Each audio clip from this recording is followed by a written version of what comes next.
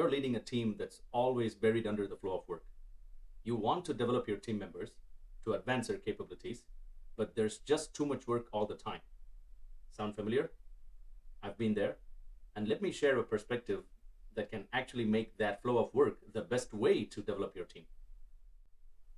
We know water always flows downstream. There's no point fighting it, that's just nature.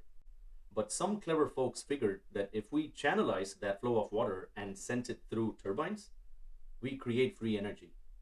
Now, consider the flow of water as our flow of work, and consider our people as turbines.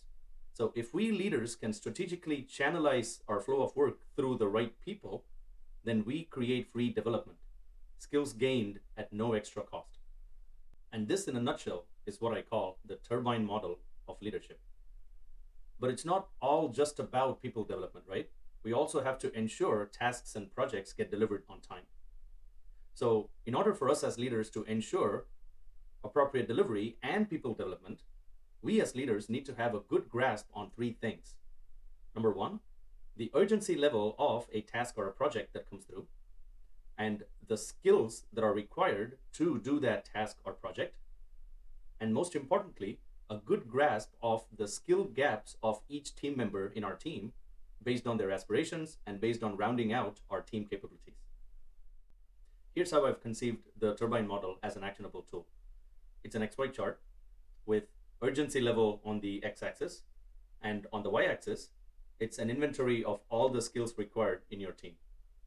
Say you lead an advanced engineering team, and so I've thrown out here the high-level groups of skills required to function in the advanced engineering team.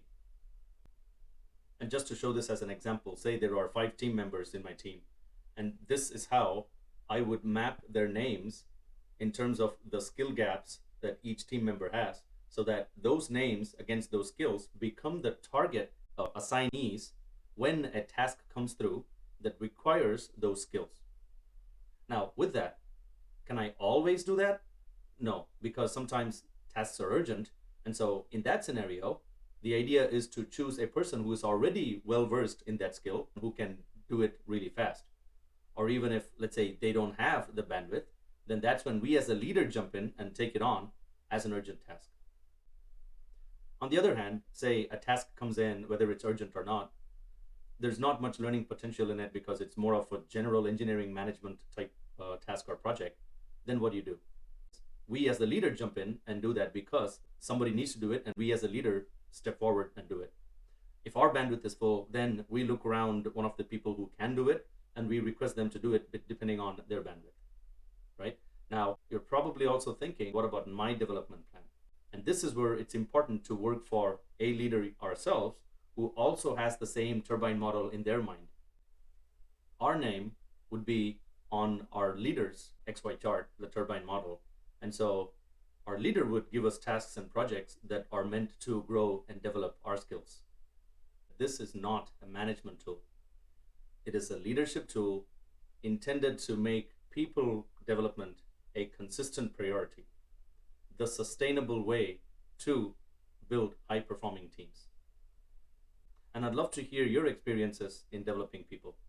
Have you tried similar methods before? And tell me what's worked. Also, if you'd like to try this with your team but have more questions, feel free to reach out. I'm happy to assist.